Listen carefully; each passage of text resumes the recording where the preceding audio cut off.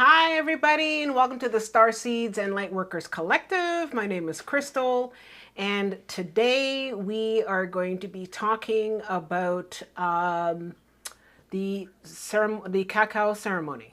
And it is a Mesoamerican tradition that a lot of people in the West have actually started to take note of. And so tonight we will be speaking with Miss Beck Coop, who is a spiritual worker, and she also has a lot of experience in this topic. So it's going to be nice to sort of get the straight dope because I've heard a lot about it, but I haven't really had any real understanding or experience about it. So without further ado, I'd like to welcome Ms. Beck Coop to the show. Hi, Beck. How are you doing? Hi, Crystal. I'm doing great. Thank you so much for having me today. I appreciate it. Hi, beautiful souls out there. Obviously, my name is Beck. I live in southwestern Michigan in Kalamazoo, and my business is called Vibrational Transcendence. Just like transcendence, but transcendence because I like to dance. I like to let my inner child out to play, and cacao is one of the beautiful ways that I have really tapped in, amongst many other ways. So I'm excited to share my info, insight, and wisdom with y'all. Okay, great. And did you study dance? In your first incarnation, as it were, did you study dance and then sort of transition into the more spiritual aspect? What makes you you? Actually, no. I just love to dance growing up and everything, but I never did it professionally. I was more a little bit into sports, but like individual sports. I was snowboarding, snowmobiling, downhill mountain biking, kayaking, all sorts of kind of crazy stuff. And then I had a gnarly back injury and changed my changed my life, but also kind of had a grand awakening from that through a near death experience and Oh, just really kind of changed literally everything in my life.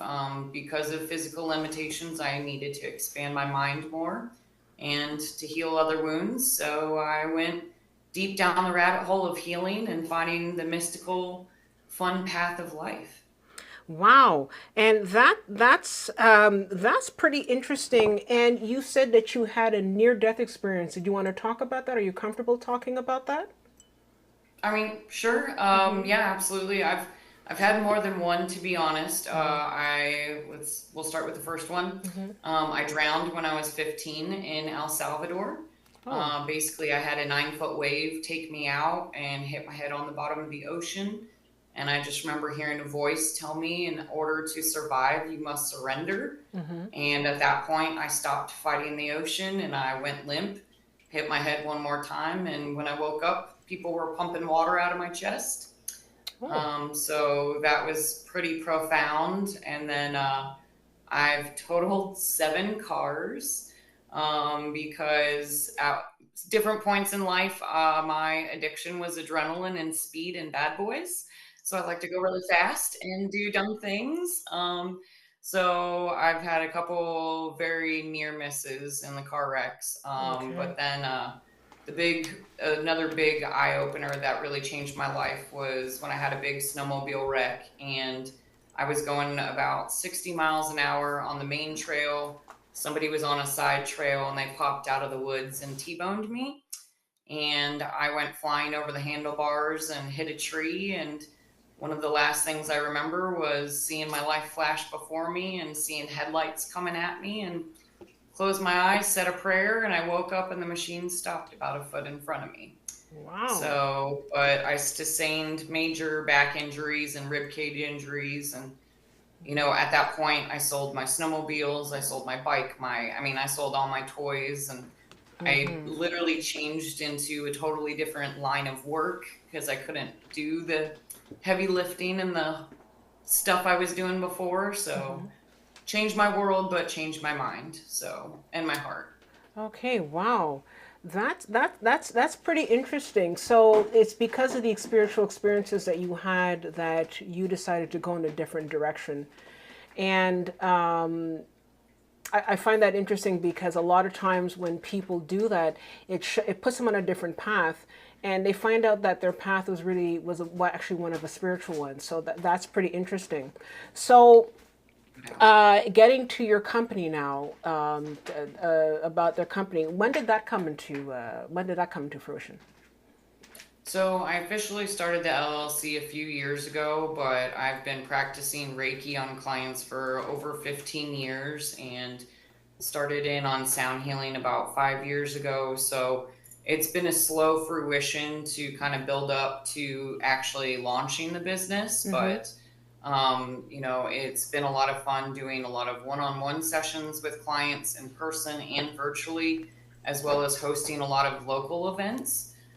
So we host, like, I'll host solo events, and then I have another one of my dear friends that we tag team and do a lot of collaborative events, like, that are really fun series. We just got done with the dragon series. That it was all like connected with elements and dragons. And this summer we're doing the elements again, but with mythical creatures. So, and each event is paired with a different plant medicine that kind of taps into it. So, ironically, our next one on July 25th at Shades of Lavender Farm in Michigan is all about the element of air. So, we are going to be connecting with fairies in the Fae world, but we're also going to be enjoying cacao for that ceremony. So, we're going to get people like tapped into their heart space, tapped in with their inner child as they're dressed up as fairies, running around the lavender farm picking fresh lavender. So I can't wait. Like even just talking about it makes my heart happy. And I Mm-hmm. know, like, I keep getting messages like, "Hey, I bought my fairy costume. I can't wait for you to see it." And Oh, that's it great. just it makes my heart happy because a lot of people in the spiritual healing community, Mm-hmm. often it can feel very somber and kind of very like Mm-hmm. heavy. And while that is absolutely necessary, so is finding joy and bliss. And a big thing that really resonated with me lately, that like I felt it defined kind of who I am and the work I like to do with people, is you have your divine feminine, you have your divine masculine, but you also have your divine inner child. And, often that divine inner child does not get enough attention, or maybe they didn't in real life. So it's time to honor them now so that you can have a more blissful life, chase the bubbles, chase the rainbows, have fun, blow the glitter, be a fae, be a little fairy. You're right. You're actually touching upon something that's very true because I think we have this, and I think it has more to do. Sorry, my sound tech is we're doing some tech. We're having some technical difficulties, folks. So just bear with me. We're sort of doing stuff together, trying to get this working. But I think what's happened is that as we're transitioning from a more patriarchal Christian perspective, and again, there's nothing wrong with the Christian perspective. It's just that I think that we were always told to take it seriously, and it's like it's dark and it's somber and all that. And now we're coming to a more sort of divine feminine, and that divine feminine allows us to, like you said, chase the bubbles and have the sparkles and all that kind of stuff. And we're not used to it, and I think what's going to be great is having the ability to sort of just get used to the fact that we can be kids. Just, I mean, it doesn't mean having to be silly and stupid. I mean, if you want, why not? Like, you can be silly and make stupid jokes, but I mean, at the same time, you know, it's I think it's a great way for us to sort of transition as we're changing as human beings on this planet. So definitely the childlike aspect, I think, is definitely going to be a part of that. And I mean, at the end of the day, also don't take yourself so seriously. There's also that too. No? What do you think? For sure. Absolutely. I couldn't agree more. I mean, literally in one of my last ceremonies, I asked all of my people, I'm like, when's the last time you wished upon a star? And literally, like, how fun would it be if dot, dot, dot, fill in the blank? Like, when's the last time you really daydreamed and let your heart and your mind run wild without inhibitions, without boundaries, just, play? When's the last time you grabbed a piece of paper and you started doodling, or you just started writing poetry, or you literally went out and you danced in the rain and you jumped in a puddle? Like, when is the last time you just even gave yourself permission to think that any of those things were acceptable. You know, put down your adult shoes for a moment and step into the little kid boots and have fun with it. You know, I mean, we're so serious so much of the time, especially with 9 to 5s and work and life and family matters. And, you know, sometimes it gets monotonous. So sometimes we really have to make time and dedication to bring in more play and passion into our lives. And that's a big thing that I'm all about, a big proponent for play. Yeah, absolutely. And I really like the idea of play because I think that it just makes life so much easier. Because right now, especially with some of the changes that are going on the planet, and I know I'm a broken record, but with some of the changes going on the planet, there is going to be a lot of challenges, and we need to be able to break those challenges with just a lot of fun and laughter. And it's also just in terms of vibration. Laughing, love, all that kind of stuff is what's going to help us to get through some of these challenging times as we come out through this. So I think that I that's couldn't an agree action. more. Yeah, perfect. So let's talk about the cacao ceremony. What was your first introduction to the cacao ceremony?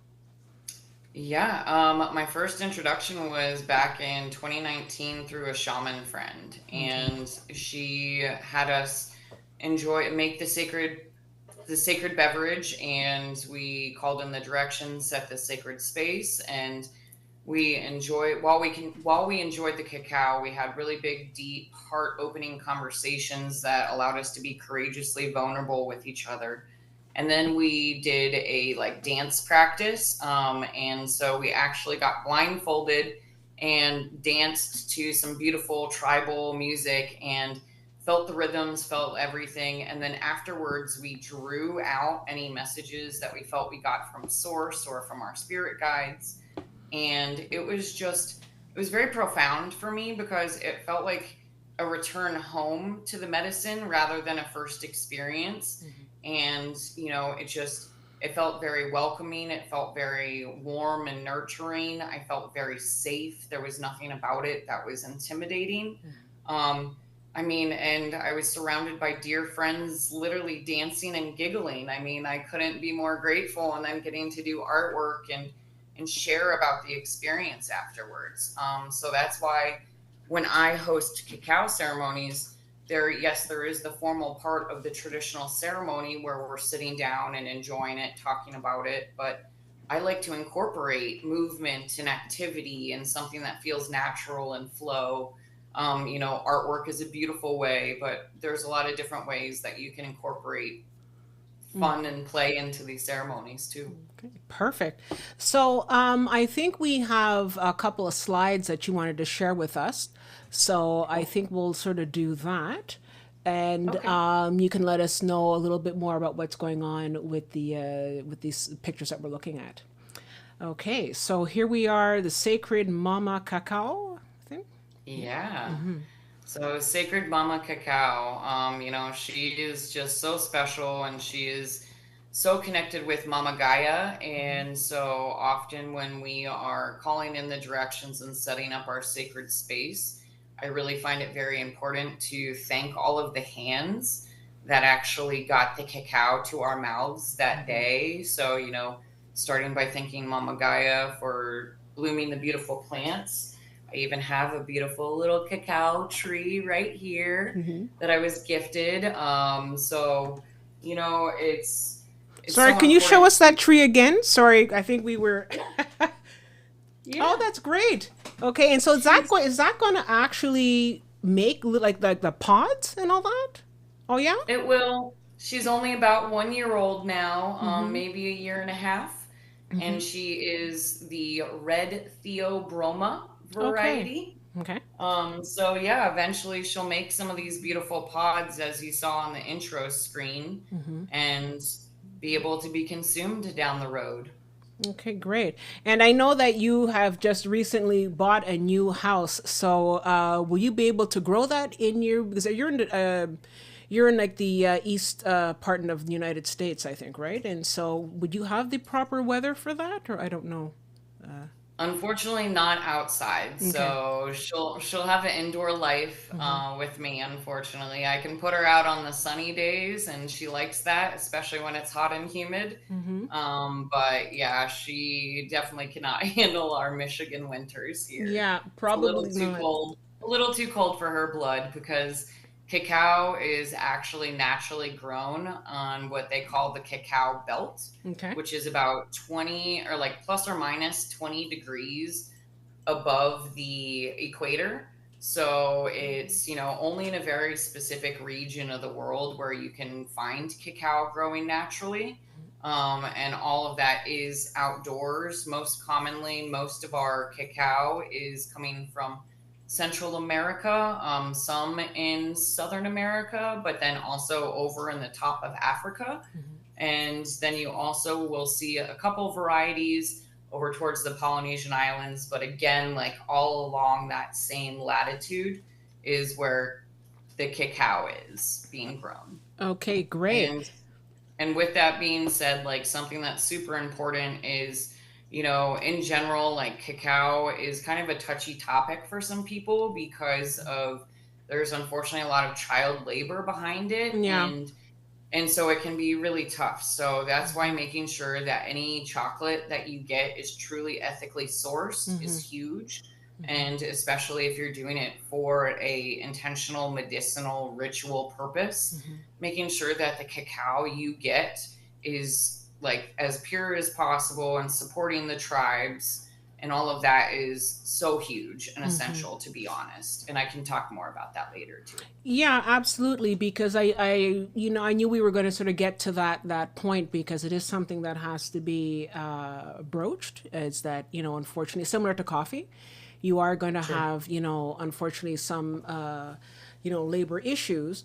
But one of the things that I've noticed, for example, with coffee, is that people are really, really focusing on trying to get the most ethical and, like you said, fair trade and all that practices being put into place so that coffee. But with cacao, we don't really hear much about it. We just eat the Right. cacao or the chocolate, whatever it is, and people don't really think much about it. But it is starting to make more of a more into the headlines about how the cacao industry is led. So I mean, I think with Yeah. people like yourself, you're bringing that much more awareness to this situation. But and also we can talk later on about certain I guess resources that people can look to in order to get, like, in addition to your own website, but also other things that people should be looking into. So we'll look at that a bit later. But we'll now Yeah. go into another slide that you have about what led you to doing the cacao ceremony and what led you there. So let's look at that next slide. Yeah. Yeah, absolutely. So the path that led me to cacao, in general, I've been really naturally attracted to Central America and South America for a long time in my life. So it doesn't surprise me that the first plant medicine that I really dove deep into was cacao, specifically from that region. As I mentioned from some of the near death experiences and whatnot, I have experienced a unfortunate large amount of trauma, more than the average person, and I didn't really realize it until I created one day what I called the big list. And I literally listed out like everything that I deemed a trauma from age 0 up until age 40. And it was like, oh, wow. Yeah.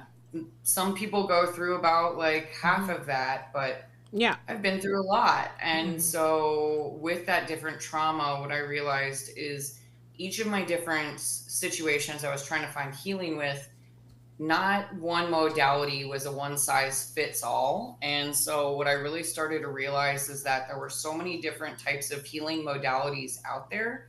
And so, I just started to explore different options. And that's when I came across art therapy, dance therapy, working with shamans and everything else. And it just really showed me that there were different ways to tap in with your trauma that might not be as re-triggering or re-traumatizing, to be able to find your peace with some of the hard stuff. So, with that being said, I did start working with a shaman pretty consistently from age 16 forwards because like my first major trauma, I would say, was like my parents' divorce and some minor stuff, some minor abuse early going on Mm-hmm. in early age, and then age 13, we'll just say a big situation made it ultimately work out that my father and I no longer speak, which is Okay. very unfortunate. Yeah. And so at age 13, really trying to find myself in the world, it was hard times for a while. So, I needed different help and healers, and I couldn't be more grateful that my mom was very open minded Mm-hmm. about taking me to different healers and options, trying to find what worked for me when she saw that traditional talk therapy, I was just freezing up or I was repressing the energy and it just wasn't beneficial. So, yeah, and down the line, I started also working with other plant ceremonies and medicines, including cannabis, mushrooms, DMT. I like the natural route more than the chemical route, we'll say. Yeah. But one thing I loved about cacao is when I first enjoyed it, wouldn't say it felt like a drug. It did feel like a blissful high and the euphoric energy, but it was just what was so powerful for me was not only was that experience powerful in the moment, but the artwork, and I tried to find it. Unfortunately, I couldn't from the move right now, but the artwork I drew, literally some of the items on the drawing from that first cacao ceremony, some of the things from that picture came to fruition in real life within a year. And I was just profound. It just blew me away. I mean, things to seeing the most random thing of a white Pegasus with blue wings being painted on a garage next to a place where I was going to a women's retreat. And I was like, no way, how Wow. is this possible? Mm-hmm. And like at the time I was so more rooted and grounded, and I like the fact of thinking of a Pegasus, a mythical creature, Mm-hmm. kind of seemed really far-fetched to me. And Mm-hmm. then here it was, literally within a year I was doubting myself and having a moment of question, and made a turn, and boom, there was a Pegasus looking me in the face, and then felt like I got my answer immediately. And again with many other things. But Yeah. yeah, it's been very beautiful, and I find that like doing the artwork with it really takes me to the next level. Mm-hmm.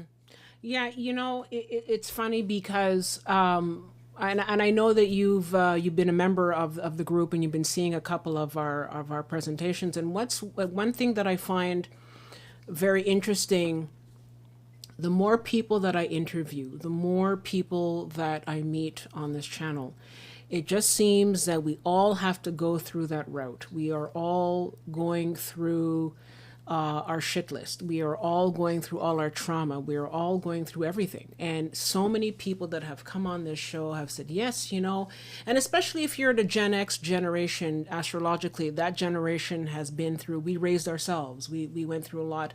We lost a parent, and especially a father's. It's a big, sort of a big key in this generation of people, let's say born between 64 and 1980. A lot of us have experienced a lot of those types of challenges. And it just seems that every person that I've met, whether on this channel or even in my own personal life, we all have to go through that. We've all been through the abuse. We've all been through it. It doesn't matter if you're talking about Gwyn Dyer, Dolores Cannon, everybody. We've all been through that. And it seems that it's a rite of passage. Yeah. And I think it's just so incredible that you've like so many people have used that as a strength and have used that as a way to surmount the challenges and to come out the other side a real hero. So I want to just sort of say thank you, and I give you your flowers for that. And for Oh, everybody thank else who you. goes through that, because I think a lot of us who are here tonight can really resonate with some of the abuses and some of the challenges and some of the lessons that we've had to learn. And that's why we're all here tonight, is to learn from that and to say that it doesn't stop there, that we find our way to the other end of the tunnel, and that we move forward. And I also was very touched by what you're saying, because you said that there wasn't a one size fits all type of modality that was able to help you. And I know that in myself, like, I mean, I've been through like so many of these different modalities, and I've done this and I've done that, and it's great, you know. And I think that like an onion, you know, you have one little layer that's peeled off, and then another modality comes along, and you sort of work with that.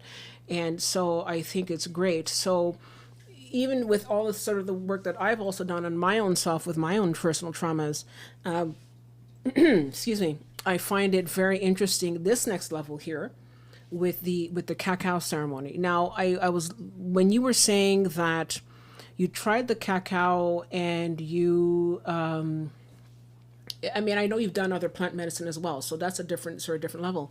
And I know that cacao, chocolate, whatever you want to call it, does have a certain effect on the body. Now, I think a lot of times people talk about chocolate in a very superficial sense, like, oh, I like a box of chocolates and da la la. But this is not what we're talking about. We're not talking about the box of chocolates at Lindt. And no offense to Lindt, because Lindt has some good chocolates, don't worry. But what are we talking about here exactly? And what kind of psychological effects in a true sense, not just superficial commercial, but what's actually happening when you ingest cacao? If you wanted to sort of share that with us. Yeah, absolutely. So, I'll kind of address the first part of that question that you Yeah. said. Well, and also thank you for honoring just, the work I have done. And I do Yeah. feel a bit like a wounded healer, but I also know that the experiences I've been through are things that I now can empathize and help others go through and show them, I might only be several steps ahead of them, but like if I can do it, you can do it too. Exactly. And the only other thing I would say about like that big trauma list that I would mention is when I wrote out that big trauma list, I later then like read it out loud to myself. And when I read each thing out loud, I was able to see and sense which things still held weight and Yeah. trigger for me. And Exactly. that showed me exactly where I needed to continue to do my work. But then also when I looked at that list and I saw all of those things that don't trigger me anymore, I realized what a warrior and a Yeah. badass I was, because it was like, holy crap, I've been through all that. Yeah. This little road bump, yeah, it's annoying in the moment, but look at everything else you've been through, girl. Like, Yeah. You're you're fine, badass. You're badass. So, but yeah. So, all right, back to cacao. Okay. So cacao, when we see it in the store, in order for it to be deemed chocolate, it only has to have 11% cacao beans Wow. or cacao paste in it. So that means that your standard Hershey's bar of chocolate, not hating on Hershey's or No. Lindt or anybody else, but your average milk chocolate, it only has to have 11% cacao. The rest of the ingredients are milk, cream, sugar, butter, whatever the recipe might call for. You might notice some chocolate bars in the grocery store might say 70%, 80%, or even 90% cacao. Yep, under those circumstances, you are getting something that is more pure. Okay. What you notice with more pure cacao is it is actually naturally bitter. It is not sweet. The chocolate that we get in our hot cocoa or in our chocolate bars, the reason why it's sweet is all the dang sugar. Yeah. Let's be real. Yeah. So you'll see like one of the ingredients I'll highlight later is honey or maple syrup. There's different ways you can enhance your cacao to sweeten it naturally. But yeah, it's normally very bitter. And cacao was deemed fruit of the gods. And it's actually like it comes from a tree in pods, and the pods are then dried and fermented, and then they get rolled on what's called a metate. So rather than your classic mortar and pestle where it's the bowl with a pestle, it's, think of a flat pestle with like a rolling pin. Okay. And so that's what's called a metate. And that is what the formal traditions would use a stone metate to grind out these fermented cacao beans into a paste after they've been fermented. And so it's then the paste or the tiny little chocolate nibs is what then gets added to typically water traditionally, or sometimes to a plant milk for ceremonies. the kind of rule of thumb to always kind of remember is, ethically sourced, but also don't mix it with cow's milk or any other animal milk, because in order for it to really be deemed intentionally plant medicine, then, stick with the plant milk alternative. Got I it. personally love oat milk or Mm, almond milk, but hemp milk, macadamia milk, I mean, there's so many good solutions out there too. mm-hmm. So, but yeah, I started my training with cacao back about 4 years ago. And at that time, just because I'd been enjoying so many ceremonies around the world and locally, and I just wanted to expand my knowledge about it. And I was very blessed to have a phenomenal teacher. So yeah, on the next slide, I can start to Sure. chat with you about the brief history of like the actual cacao ceremonies and Sure. kind of dive into the history. Okay, let's go ahead. Sure. So, a brief history of cacao ceremonies? Yeah, Yeah. so I mean, it's traced back a long time ago. I mean, it was very, very common with the Olmecs, the Mayans, and the Aztecs. They all kind of had their different ways of how they really like to enjoy it and make it. The Mayans were known for always enjoying their cacao warm, whereas the Aztecs enjoyed theirs cold. As I had mentioned, it was deemed the nectar of the gods because it was always used during rituals and rites of passages, and it was done specifically with intention of connecting with your community, but also connecting with source. And so it was so much so that they even actually, during the times of human sacrifice, they would give people cacao before sacrifice to allow them to get closer to source before going and physically meeting source. Mm-hmm. That's how much they truly felt that it was a divination tool. Okay. So, and yeah, meant to open the mind, the heart, the spirit. And, it's commonly seen during times of weddings, celebration of life, other different, just like sacred spiritual gatherings, retreats.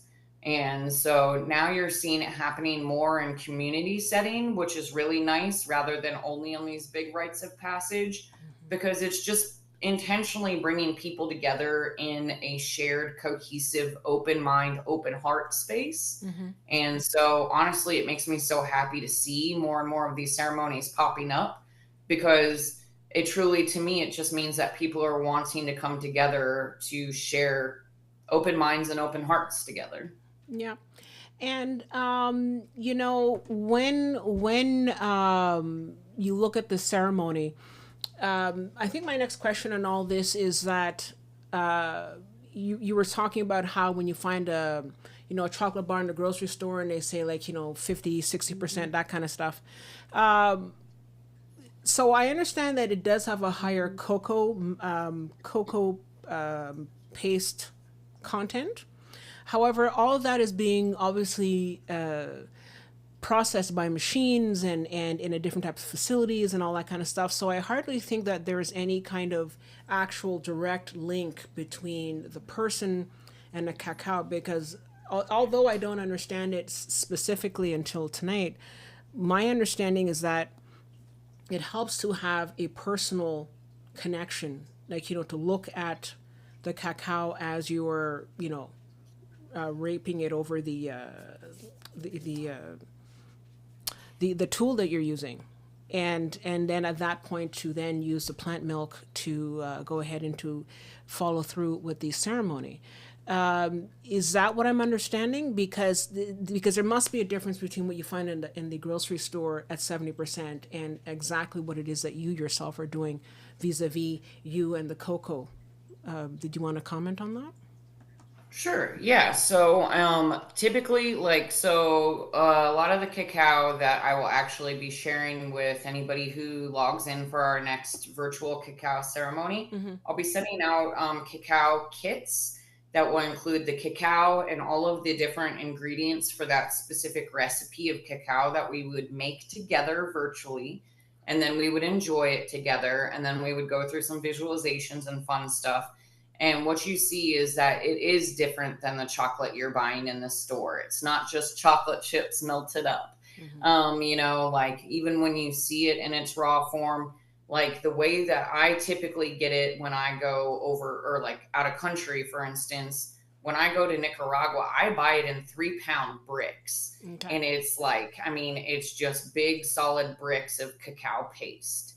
And so I literally have to take like a vegetable peeler and I peel it all off and like and measure it all out person by person, serving by serving. And but that's also part of the love and intention that goes into it Mm-hmm. from my side is as Exactly. I'm preparing that cacao, it is very special. Yeah. And you can find like ceremonial cacao listed on Amazon and stuff. And I would just say, really like do your research, look into it a bit more. Also, I can again give you another resource for a women owned cacao company that they have a couple different farms that are all sustainably and ethically done, one in Costa Rica, one in Guatemala. And, it's so when you're getting it, you're normally getting it in like either paste form. And when they call it paste, it's really like a hard brick. And then you're breaking it off, crumbling it, or shaving it. Or sometimes it will come almost like granular. And so, depending on your intention, would depend on how large of a serving size of cacao you would want to have, for instance. Like if you're just wanting to have it as a little daily boost to make your, cafe mocha taste a little better and a little zip with a little intention, then you might only put in maybe 1 tablespoon. If you want to have a little bit more of a deeper intention with it, and you want to start your day off with a little bit of journaling, a little bit of yoga, a little bit of movement and practice, whatever that might look like for you, then you might start it off with 2 tablespoons.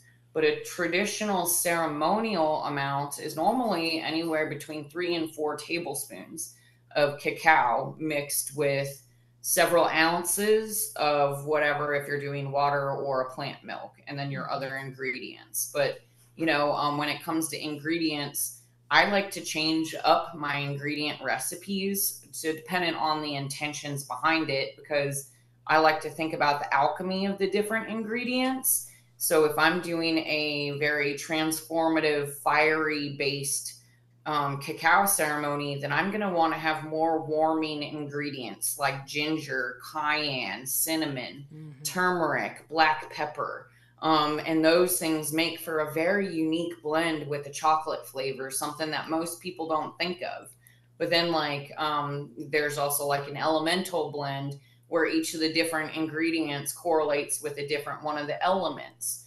And so again, I just really changed the vibe of the recipes based on the intention of the work that's being done that day with the group. So, and that's where like the beauty is back in the day, they did keep a lot more of the ceremonies a bit more specific and traditional. But nowadays, we're taking a lot of that ancient wisdom and really blending it with some more newer practices that are still holding respect to the ancient wisdom and traditions.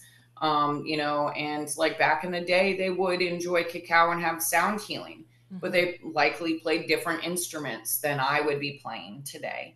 But, again, taking it back to the appropriate intention and like making sure that you're coming forwards with your heart forwards first. Okay. So, Wow. That's really interesting. And so we've got an idea of, for example, some of the the amounts, and like you said, sometimes you want like a nice sort of zippy sort of cafe mocha, and that's fine, nothing wrong with that. And then it gets, if you wanted something a little bit more serious, you sort of up the amount. Now, I think my next question is, and I mean maybe we'll get into it in the next slide, but when you have a bit of chocolate, it does affect you. Like it does, I think I've heard that it raises your mood. It can give you a bit of energy. There's a certain amount of caffeine content in there, all that kind of thing. So that's more of a physical level. But apart from the physical level, is there also, because you said when you're doing more intention and more spiritual work, it's obviously not going to be something like, ayahuasca. I mean, no. But is there something that's happening, especially at higher levels of pure of pure cocoa? Is there something happening? Like, is it opening up your third eye? Is it opening up, personally? What's actually physically happening once I have 3 or 4 tablespoons as opposed to, let's say, Hershey chocolate bar? You know what I mean? Yeah, absolutely.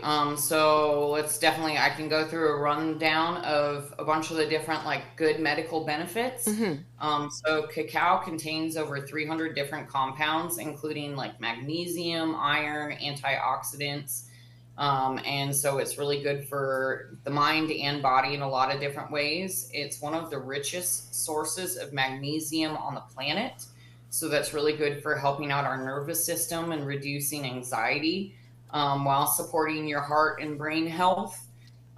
Because it is high in theobromine rather than caffeine, it is a gentle stimulant. It's a bit more gentle than coffee Mm-hmm. because it actually doesn't come with that big kind of caffeine crash afterwards. Like you do get all giggly and some of that, you might find increased energy levels, but you're not going to feel like you're crashing and burning and you desperately need another cup Yeah. afterwards. Yeah.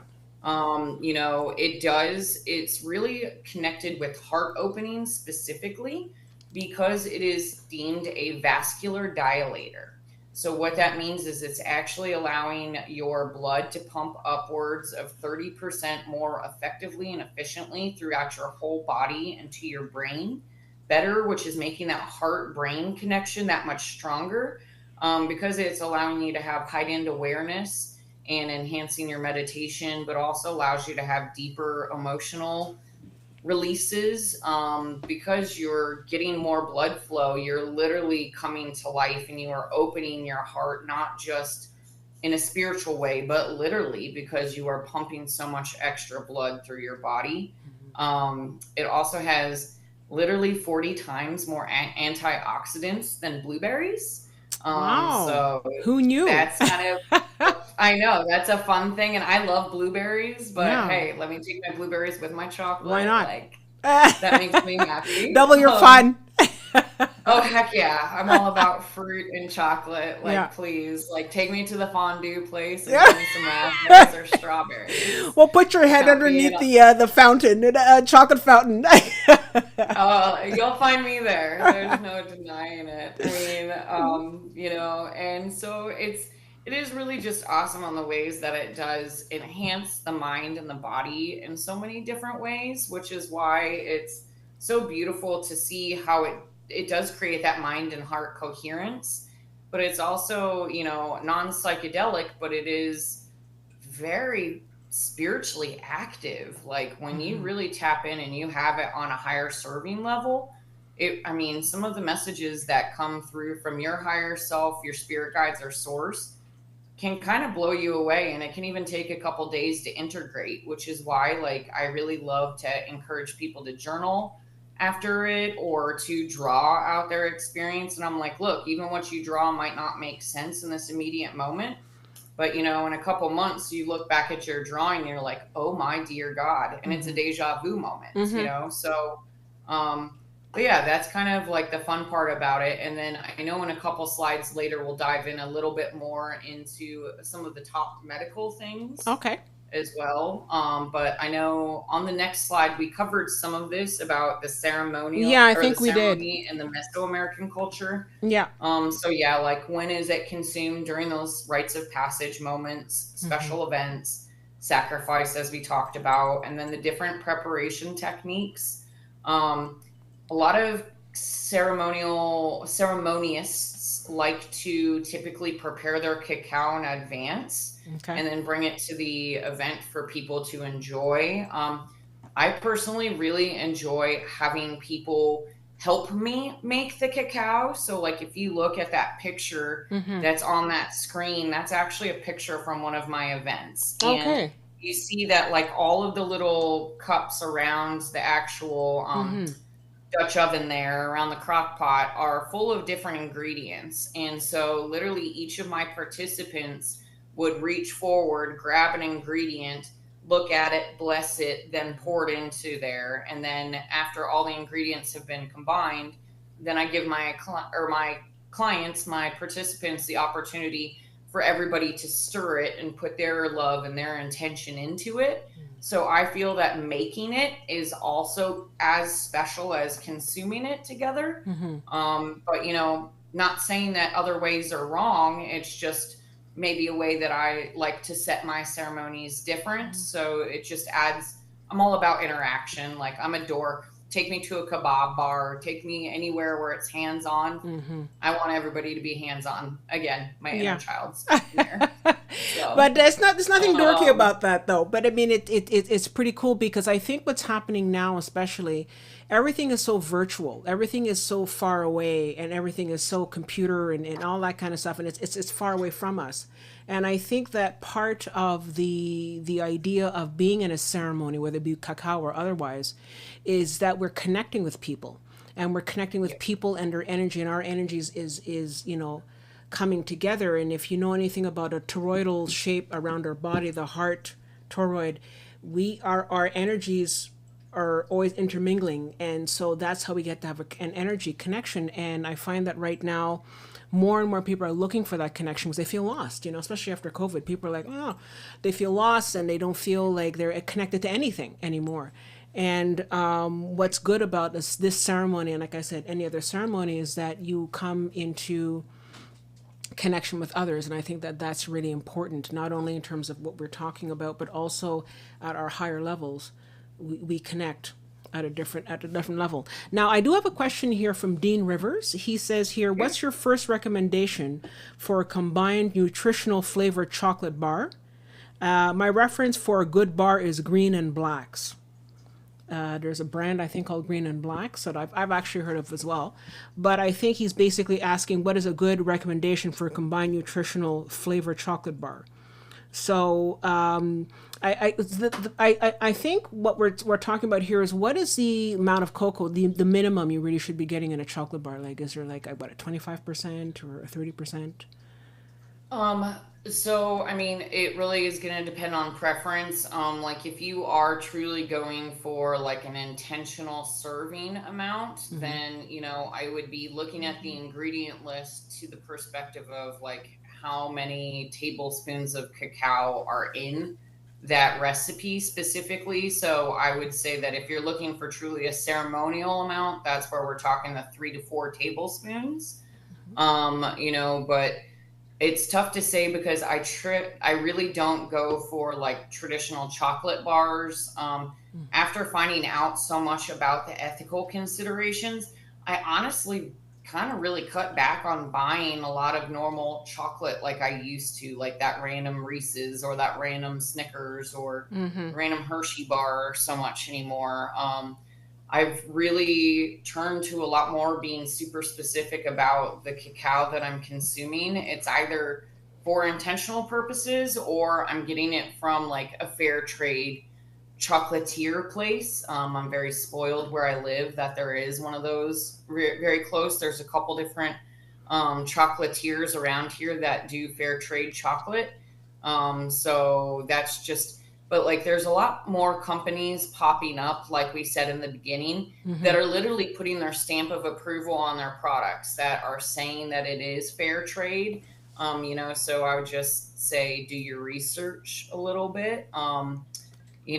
There is the one company that I had mentioned before. If you wanted to buy it like in packs or even by the pound, it's lovecacao.com. And that is a beautiful female owned business where they own several different farms in several different countries in the cacao belt. And what's kind of fun about that is you can literally get like a sample pack, just like when you get a flight of coffee or a flight of wine, you get to try Okay. this cacao versus that cacao Oh, that's and nice. see if you notice any subtle differences. And I have seen in different plant medicines coming from different regions, sometimes you will notice minor subtleties between them, but yeah, I hope Okay. that answered that question. That's great. And so, in terms of, sometimes you'll, like, for example, with coffee, different regions have a coffee that's a little bit more like Sumatra is maybe a little bit more smooth, and then a Colombian is maybe a little bit more sort of a sharp. Is that the same sort of thing? If we're going on to the next slide about the significance of the cacao bean, then we can sort of combine the two. Yeah. Is there a difference depending, like, I know that pure cacao without all the garbage from regular process, regular chocolate makers, is a bit bitter because they don't have all of the pounds of sugar and all that garbage. But Right. that aside, are there certain areas that have maybe a notes of more of molasses or more of a sweeter, more bitter, that sort of thing? To be honest, the different cacao that I've tried from different places around the world have not necessarily, I haven't noticed a huge flavor profile or even a huge significant profile on how it affects me differently. Okay. I would say that maybe I would like to think my palate is nice and pretty well cleansed or pretty well seasoned, if you will, but I would say that it's fairly insignificant on the difference, and even between like the yellow theobromo and the red theobromine trees, they're still so similar in flavor, taste, and profile and consistency that they're collected basically simultaneously and often combined. They're not even separated. So and so yeah, if you have the significance of the cacao beans Yeah. page pulled up, Yeah. then what you'll see on there is the first photo, actually one of those metates that I was mentioning to you. I know it's a little bit of a tricky picture, but it's a picture I personally took when I was in Nicaragua at the first morning sunrise when I was down for a big, beautiful retreat. And when I saw this metate on the table, I got very emotional. I started crying because that has been around for literally, anywhere between 1,000 and 1,500 years. And to think about how much cacao paste had been made on that metate and shared with thousands and thousands of people over that time frame was just very humbling to get to see something so ancient and so beautiful and so intentional when I arrived to this retreat center. And another thing that I really do like is, as I mentioned on this post as well, is it was actually deemed currency back in the day. Yeah, I'd heard Like about people that. would trade cacao pods and cacao beans specifically for fur, for other meats, for spices. That's how much it was revered. But one of the coolest things about it is when we often think of currency today, we think of people wanting to hoard all of their money. This money is mine, and they don't share it. Well, because cacao is deemed currency and cacao is a product of the earth, it has an expiration date. It cannot be hoarded. It cannot be held on to forever and not shared. So the How beauty about of that? cacao is actually the more you got, the more you shared. So it was like the law of abundance that way, that it was not like coming from a scarcity mindset. It was often being shared very openly or for the intention of barter and purpose to improve different people's quality of life. So that's why I really think it carries so much of a deeper significance, um, far beyond our Hershey's bar that we Yeah, see in the grocery store. absolutely. And it's kind of saying something though, because the fact that you are busy sharing it as opposed to hoarding it, that's just an energy. There's a shift in energy right there. Right. There's none of this thing of like, well, there's no point in me trying to jeopardize people or trying to manipulate or control. It's just so different, like it just really, it just makes you wonder, where the hell are we at this point in history where we are busy trying to hoard money, and actually we don't even have money anymore. It's all fiat, so it's not even real. It's not even gold anymore. So I just don't get it. Anyways, I'm not going to go into that rant. I just feel like, I mean, it's where have we were so in such a beautiful place, and then now we've come to this sort of whole thing. Anyways, but Well, yes, and I that's why, yeah. I like to bring that up because like so many people, we still do think of like having a hoard and like, Yeah. yeah, and to some extent we have been trained or raised or brainwashed that way, Yeah, whatever you want to brainwashed. say. Yeah, But brainwashed. like, yeah, the more we can go back to helping each other, help your neighbor out, help your brother out, I mean, I don't have to know you to help you, No. I mean, and whether I'm helping you by giving you a smile, I'm holding the door open, or I go buy a happy meal for the man standing on the corner of the road. Yeah. Any it's all, like you said, it's all energy. Yeah, And like, I really, that learning that tidbit about cacao as currency and that it couldn't be kept and had to be exactly. shared, it made my heart that much Yeah, happier to share it with people. And I've even had times when like clients have really wanted to attend one of my events, and they're like, it's just not financially feasible for me right now. And there's certain times that I will give scholarships to certain events, so that like people, I feel that people, when you need the medicine, you need the medicine, and medicine shouldn't be unattainable. And so much, especially in the States, so yeah, much traditional medicine is often unattainable to people. And exactly. I Yeah. don't want that to be the case. Like if I'm trying to help you from my heart and serve you from my heart, I can't sit here as an empath and watch your heart breaking and not try to Exactly. help you. Exactly. And you notice there's two things about that, because there's also the fact that your heart is in a different place because you're not Right. hoarding it. And so it's just the intention and the heartfelt connection that I cannot be here to hurt this other person. It's just not going to happen. And so it's just a matter of it just shifts where your heart is and how you relate to in terms of abundance, for that matter. That's one. Right. And number two, it's funny, I mean, and this sounds kind of crazy, but it's true that a lot of people in different parts of the world, not only just the States, but people can't afford their medicine. But at the same time, I also say, what is the silver lining in all this? And the silver lining is maybe having to go back to the natural, you know I agree. because And having to rely on all this pharmaceutical shit that is polluting our bodies and polluting the planet and creating an environment of lack and creating an environment of despair. Maybe this is what we need to finally say, you know what, enough of this. Now I can right, shift, and I don't need to take the diabetes medication that I can't afford.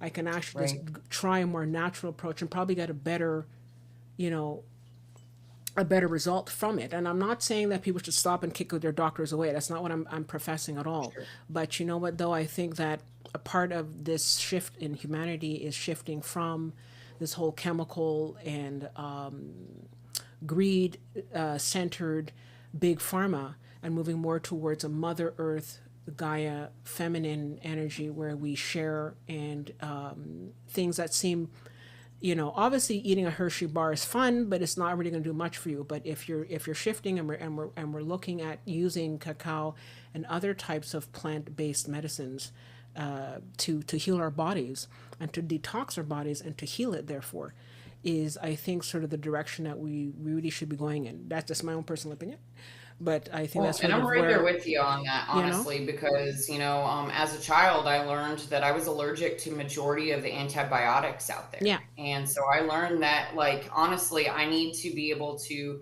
allow my body to stay as, like, non-immune as possible to any of the antibiotics that I can have, that God forbid those moments I actually need them, that they will actually work for me.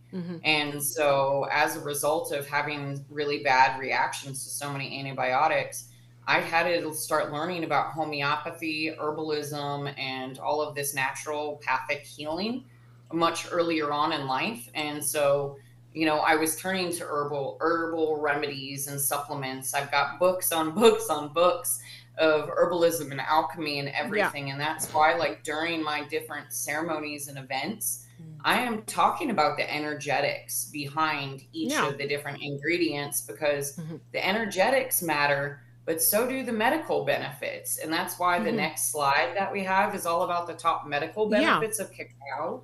And, exactly. it really is just, like, again, choosing whatever you're choosing with intention, but also, like, if it feels right in your intuition and to your body, then do it with moderation, and if it allows you to cut back on pharma, on cigarettes, on weed, on alcohol, on anything, fabulous. Whatever it can help you out with, beautiful, but making the decisions that are in your best interest and for your body, it's your decision. And yeah, I stay as far away from pharma as possible. Absolutely. So, Yeah, and I yeah. mean, just to sort of, we'll go back to the slide in a moment, but one of the things that's important is that the body relies on things that are alive and full of energy. And a lot of the problems with a lot of the big pharma is that a lot of it Right. is dead, a lot of it is poisonous, a lot of it is chemicals. Now, it doesn't mean that, we haven't had science that has done some very miraculous things, and that's fine, and I don't have a problem with that. But I think that's because our environment is so polluted, and so there's so much going on that really we need to detox ourselves from even more chemicals, and within reason, obviously. Like, I mean, and like I said, I don't want people to sort of stop taking their cancer medication, or that kind of stuff. I mean, do what you got to do. Right. But I mean, you know what I mean? Like, it's, I think, getting closer to the more natural. And I think that people are wanting to get closer to the natural Yep. because it's again, it's about connection. And it's one thing to sort of like, you have a doctor. I was watching something the other day, and they were saying that doctors are being trained to be able to see and diagnose patients within like 7 or 10 minutes. Like there's no more community, there's no more connection. Whereas I would prefer to be with my doctor who knows me, who's connected with me. We can sit and we can talk, and I don't need to see my doctor all the time. But when I do, we have a sit down and we do a ceremony, and that makes it much more. That's more of uplifting, and for that matter, because your intention and my intention is to get better, that just heals me that much faster. But anyways, so we'll get No doubt. you know Yeah. you know what Well, I mean. and for sure, and I feel that food is medicine, Yeah. no matter what it is. And, one of my dear friends, her mom ended up with breast cancer 4 times in a row. Wow. And her fourth time, she was like, I'm not taking chemo, I'm not doing radiation. She was so tired of it and all the ill effects on her body. And she actually, there's a book called I think it's the Rave Diet and Lifestyle, and it's R.A.V.E lifestyle. And it's a really good book because it tells you what foods to cut out that are actually like enhancing cancer cells, and then Yeah, the which things are, inflammation. yep, exactly, which things are decreasing inflammation. And it goes through like a really big detailed list about how food is medicine or how food can be really harmful. And if you look at a lot of the food, especially in the States, so much of it's so heavily processed, and then they're adding in all these preservatives. So, the more back to the roots that we can get our food and back to the source and buying your food at a local farmer's market, Exactly. like or the closer you can get to the better. And Yeah, I less of a like footprint. personally, You know. yeah, well, and I like to call it like the whole food diet because, like, if I can see the whole food, it's a whole apple, and then I cut it and turn it into something, Yeah. then I know it's a lot healthier for me than whatever Yeah. other way I might get apple processed, per Exactly. se. So going So, to our slide here about the top medical yeah. benefits of cacao. Let's sort of dive into that. Yeah, definitely. So we talked a bit about the cardiovascular, the heart health side of things. A lot of that is because it is reducing your blood pressure, help support your heart function. But it's also like helping to decrease the bad cholesterol, the LDL, while enhancing the good. So just good for the heart in lots and lots of ways. Also, it is like brain boosting. It's very similar to like lion's mane mushroom in this way that it helps increase the blood flow to the brain, helping with mental clarity, neuroplasticity, and helping with your focus. And I do like the fact that it gives me a little bit of energy, just like coffee would, but without the shakes and the jitters. Yeah. So that's nice. It gives you mood enhancement. It is known to be an aphrodisiac, so it helps to release serotonin, dopamine, and the happy bliss molecules that just make you feel good. So, whether that's feeling good with yourself, feeling good with your partner, feeling good with your community, making you feel good all the way around, but increasing your overall awareness and emotional presence. Then it can help with stress reduction. And a lot of that, again, has to do with that magnesium that we talked about, just because it's really helping the nervous system. It also helps to relax the body a little bit. So by reducing a touch of inflammation and, reducing muscle tension. So that's always kind of nice because, especially for people who are dealing with chronic pain, if you can knock it down even a tiny bit, it can offer what seems like a huge relief. Speaking from somebody who dealt with a lot of chronic pain for a while. And then super antioxidant, we talked about like how awesome it is, on how strong and like way more than blueberries, but it just does help your body increase its overall immune production and function. And then lastly, it does help with your gut and metabolic health. So it actually has some good fiber and helps with your flora and helps actually stabilize your blood sugar levels. Mm-hmm. So, it's really good for you in a lot of different ways. And it actually is a natural MAO inhibitor as well. So, for some people who might be on some of those medications that might be considering wanting to get off, What is MAO I exactly? What is MAO? MAO inhibitor is often kind of like a lot of MAO inhibitor drugs can be antidepressants, anti-anxiety type Okay. medications.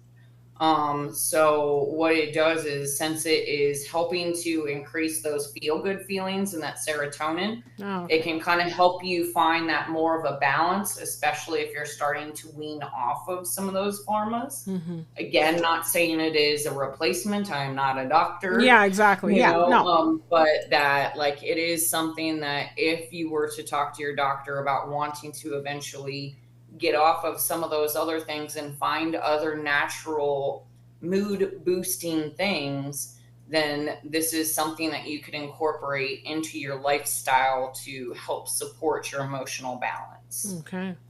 Wow. So there's a lot going on here with a lot in terms of the health benefits. And one of the things that struck me when you were talking about this was the fact that it contains a lot of magnesium. And what's interesting right now is that because a lot of the soil that's being used by local farmers, a lot of that has been completely depleted of magnesium.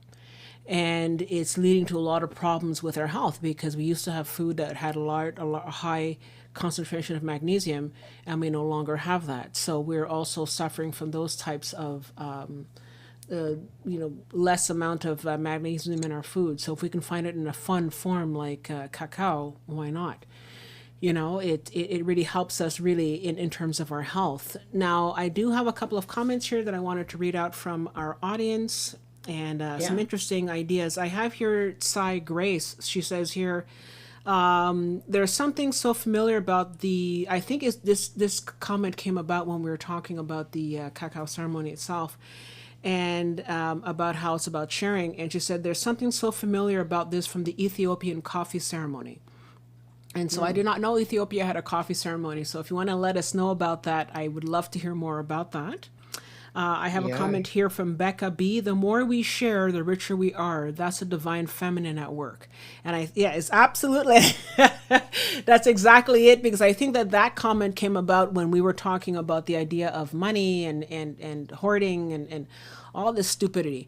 And, it's just a matter of working together, and that is working from the a place in the divine feminine as opposed to the masculine. And like I've always said on the show, it's not about man bad, woman good. That's not what this is. The divine feminine is within all of us. We all men have the divine feminine within themselves, so find it. But it's more about coming from a position of aggression and hardness and aggression and meanness, to be honest, and coming more from a place of loving and nurturing, specifically from a mother's perspective. And Absolutely. Well, and yeah, that's why they call it like the mama cacao. Like, yeah, it is meant to feel like you're getting a warm hug from Mama Earth, yeah, from, Mama Gaia. exactly. I do love the fact that the one other gal brought up the Ethiopian coffee ceremonies. Mm-hmm. Just like even the matcha tea ceremonies of Japan and the blue lotus tea ceremony from Egypt, which I'll be talking about Yeah, later as well. Like, you see back in ancient history that people wanted to come together in community to exactly. share, to be open, to have safe confidants, to be able to talk about life, talk about their problems. And, often like so much people are afraid, they're shameful, or they're afraid of being judged. So often they keep their problems to themselves and they don't talk out to their neighbors about what they're struggling with. Hmm. But really, like sometimes somebody else might hold the golden nugget or the key to helping you find whatever peace and healing you might need. And sometimes you have to be willing to be vulnerable. And, that's why I love these ceremonies. And like, that's why I love these different plant medicines as well, is because sometimes they just knock off just a tiny bit of an edge that makes people feel that much more comfortable to share. But also, like, I'm a dork and I will do really dorky icebreakers with people and like make people awkwardly look at each other, laugh and stare at and just have fun Yeah. with each other and lighten the mood so that they do feel that enhanced safety and security, but Hmm. also the connection that, like, when somebody shares a heartfelt moment, it's like everybody's holding space for them. Yeah. And there's not many places, like even in typical yoga classes, you're not holding space for your buddy who you just watch fall out of a yoga pose, or Hmm. somebody who couldn't like do another bench press at the gym. Like, Hmm. there's so many times when we could be raising each other up because we're trying new hard things, but often we don't. And so it's really nice to come together in community and be like, hey, these were my struggles this week, but here's the things I'm looking forward to, Yeah. and you'd be amazed at the power of community. The more I talk to my community, near and far, the more connected I realize I am with so many beautiful souls rather than being so far apart from so many people. Exactly. And There's as more common threads in the great web that hmm. I'm like, I Yeah. just can't wait to explore the next little thread. I'm like, ooh, who are you? Tell Yeah. me more. That's why I like you, Crystal. That's why Thank this you. is fun. And I love you too. Beck, I really do. And you know what's interesting because we talk, I mean, I'm always the first one to poo poo technology, but at the same time, this ability to talk to people from around the world and to share this information in many ways means that there is a certain silver lining in everything that we can use the technology to bring people together. How about that? Huh? Right. Yeah. Well, and like it's Yeah. funny you say that because I pulled out one of my drawings that I did when I was doing cacao ceremony training, and we actually were told to consume cacao 30 days in a row at a ceremonial dose and to like do meditations and everything. And this was a big one that came up for me. And I'll describe what is on the drawing and then I'll show it to you because it Sure. might not be as clear and it's kind of abstract, if you will. Mm-hmm. But basically, in the middle of the drawing is a big drawing of the globe. And then there's a heart over Nicaragua because I had just gotten back from Nicaragua. And that's where I've done a lot of my big soul searching, but also a lot of cacao work down there. And the words that I put all around the globe was, I'm in the flow, there's dance, cacao of the world, it's the great uniter, all about creation and peaceful changes. And, I mean, I Oh, really do feel look at that that. cacao can bring us together in a Mm-hmm. lot of different ways. And I just feel so honored to get to share this with people. I would love to even know where everybody's from. That would Exactly. make my heart Absolutely. happy.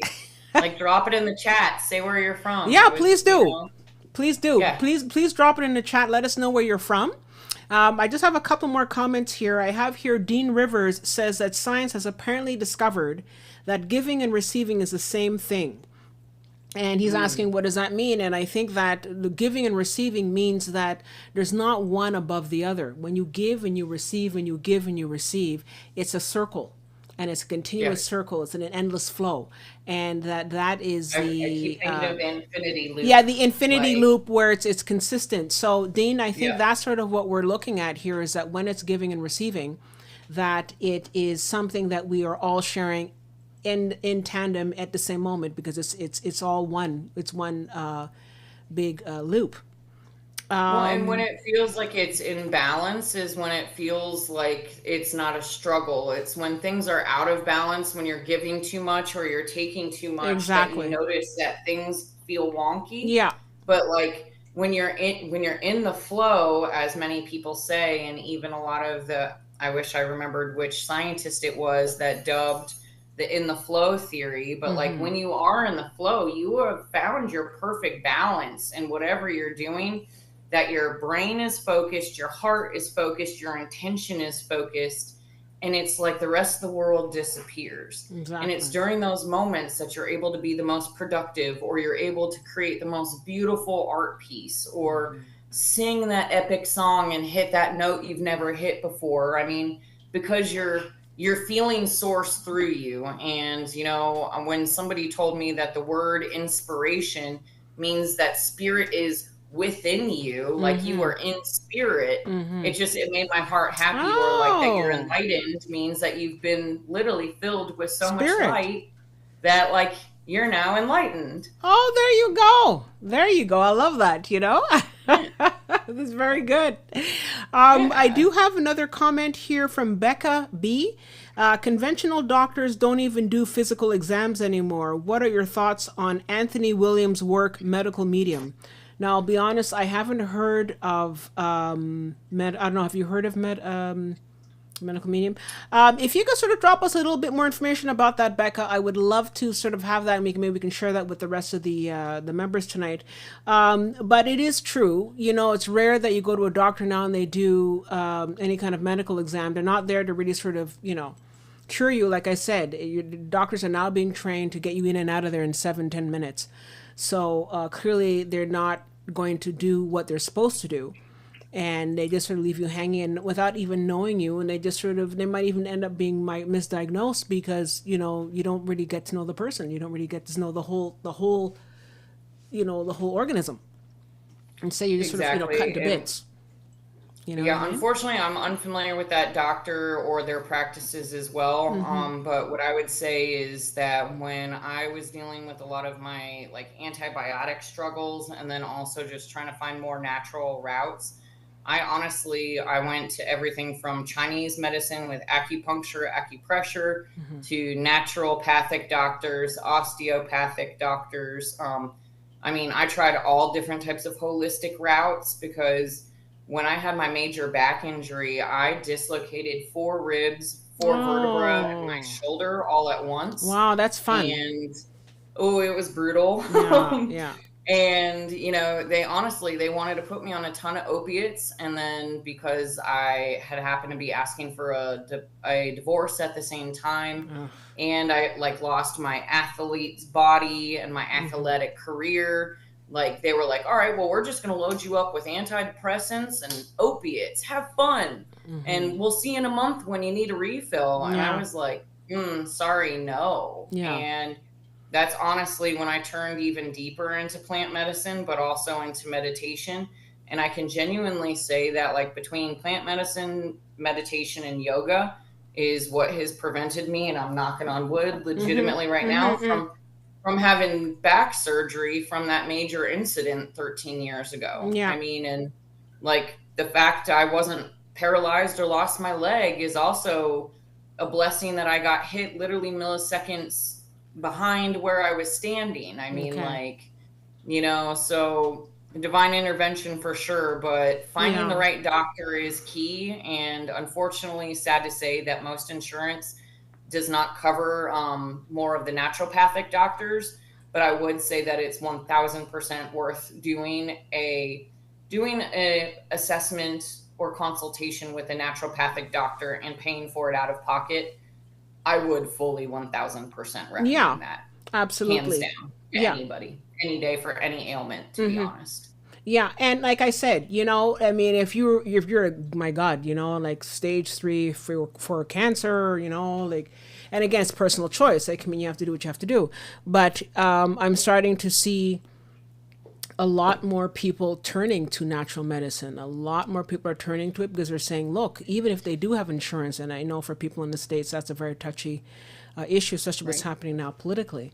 But even if you can and have access to health insurance, even then, the help that you're getting may not really be in your best alignment with your body. And like I said, unless you have something, a very, very serious ailment, and, obviously consult with your doctor. But a lot of people are turning to more natural medicine, and also working with the mind. I'm sure that a lot of people tonight have heard of Mind Valley, with Mind Valley, that whole thing, and Mind Valley is another a group that, it's a movement here, but it's a group with Vishen Lakiani, and they offer different teachers that help you to work with your mind to heal your own body. So there's a lot of that that's going on as well, where people are working with the mind to heal with their own body. But in addition to that, adding whole foods and adding holistic foods, and working in intention with your food. So we are seeing a lot more people making that shift, irregardless of whether they have access to health insurance or not. So I think that there's a movement that's out there.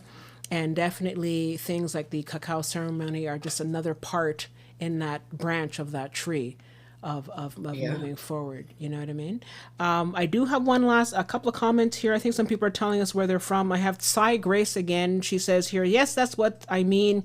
It's about being together. There's often incense and snacks and calling on your neighbor and friends, talking and spending quality time almost each day. I really encourage you all to go to Ethiopian restaurants after lunch to see this in action.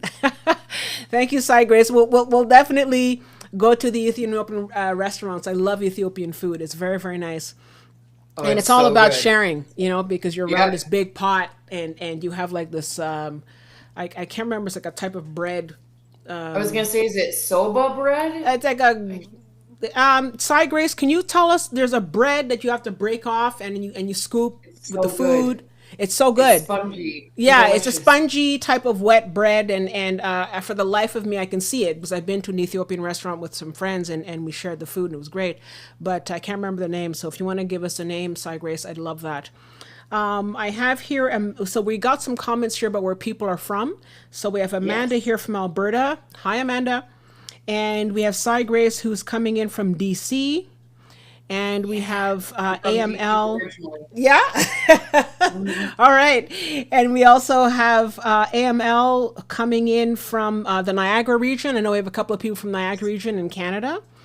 And Cool. we have here Sarah from Royal Oak, Michigan. Oh, there you go. Hey, Hey, there you go, another sisters. Michigander. We have here Becca B from Atlanta, Georgia. That's Nice. great. Oh, that's right. Okay, Cy Grace says injera bread. That's true. I had the name somewhere, but it was injera bread. That's true. So thank you Okay. so much. So the Thank injera bread is there. You have this big pot. For people who've never been to an Ethiopian restaurant, that's sort of like a so big good. flat pan, and you sort of break pieces off, and everybody breaks off the piece, and we're all sort of sharing the food. And it's common because in different other cultures, people eat, the way they eat is about eating together, not just sitting around the table, but actually eating in the same pot, or eating with the same kind of, you're dipping out of the same pot and not just on your own plate, that sort of thing. So it's also about community as well. I do have a comment here from AML, and they Okay. say solfeggio frequencies are also extremely helpful for healing the body. Absolutely. Yes. Yeah. Do you work with Yes. that? Do you work with that as well? I do. So I actually, as a sound healer, I have the whole solfeggio tuning fork series, and then I also have all a whole chakra set of tuning forks as well. And yeah, it's actually when I'm doing like when I have my clients on the table for Reiki sessions, I'll often put like music undertones with like light codes and some of the solfeggio frequencies dependent on specifically what we're wanting to work on. Like if we're working on releasing anxiety, then I might be doing like 432 to really call in more of that heart frequency, or 528 for the heart space. It just depends on like what we're doing, or if we're trying to like undo some trauma, then we'll do like some 417 hertz or 174 hertz if we're dealing with pain, or 963 if we want to really connect with source and get really cerebral. So I am a dork, big dork over Big all dork. different vibrations and frequencies, hence the business name Vibrational Ah, Transcendence. Like okay. There you all of go. my different instruments, a lot of my instruments are actually metal, which is kind of funny, but they all just create such different resonance and dissonance. And it's the vibrations that I just freaking love because Okay. it really stirs up and shakes stagnant energy. And I feel like cacao does that from the inside out. So when I give people cacao and then I put them on my Reiki table, it's like so fun to like literally watch the energy like vibrate out of them. That's great. We have to have you come back and do a presentation on the music that you do and the sound vibration. We definitely have to have you come back for that. And before we go to the slide about the gods and goddesses, I have one more here. Kelly Wacker says Kelly's from Baltimore, Maryland. So we have quite a Yes. few Americans here tonight. So that's pretty interesting. So let's talk a little bit more about the gods and goddesses and how that's related to the cacao ceremony. Okay. Yeah. So there's just kind of like four main ones that are associated with cacao ceremonies. They're chatted about a little bit, but it's not like super deep in the conversations typically. A lot of these different gods and goddesses are more so connected with like agriculture and wanting the land to be fertile and abundant. But so I'll go through the different ones. So, like the first one is one that you'll often see statues made out of. So, that's actually a statue featured of Ix Cacao, and which is a Mayan cacao goddess, and she's specifically connected with fertility and abundance. Hence the aphrodisiac, let's make you feel good and make babies by when you open your heart and love on your partner. But also helps you feel a little more grounded and tap into that feminine wisdom. But also, it is typically seen as a mother figure, and it is definitely meant to be the protector of women in agriculture, but like again, just how we can find nourishment through cacao. So that is often the most common goddess that you will see ever connected with the cacao ceremony or plants. Then you have Quetzalcoatl, which is the Aztec god, which is connected with the wisdom and the wind and the weather. It was known as the feather serpent god, which you will see on a lot of the different temples, like in Tulum and in Chichen Itza, and is all about the serpent of knowledge, creation, and agriculture. Again, since cacao is a plant of the land, many of these tie back into agriculture. And the legend is that Quetzalcoatl originally stole cacao from the gods and gave it to humanity because they wanted it to be the sacred gift to the humans, and that he was specifically the one who taught us how to use it in the ritual space. So the cacao, as we'll talk about in another slide, it actually helps us tap in with each of the different chakras and some sacred inner knowledge. And so Quetzalcoatl is really good for calling on some of that like ancient knowledge. Then you have, and Quetzalcoatl is also known by several other names throughout Central America, like Cucuclan. And that's the only other one I can remember right now offhand. But then you have Chantico, which is an Aztec goddess of the hearth and of fire, and known again for like kind of just being the guardian of the home. Think of the mama bear, the fierce mama bear, and the sacred protector, and the one who gives nourishment. But she is really all about like more blessing the preparation and the like energy of the cacao, and especially because so much of the cacao, even though the Aztecs served it cold, they still had to melt the chocolate over the fire. So since she was a fire goddess, they often called on her to invoke her sacred fire to melt the chocolate for the ceremonies.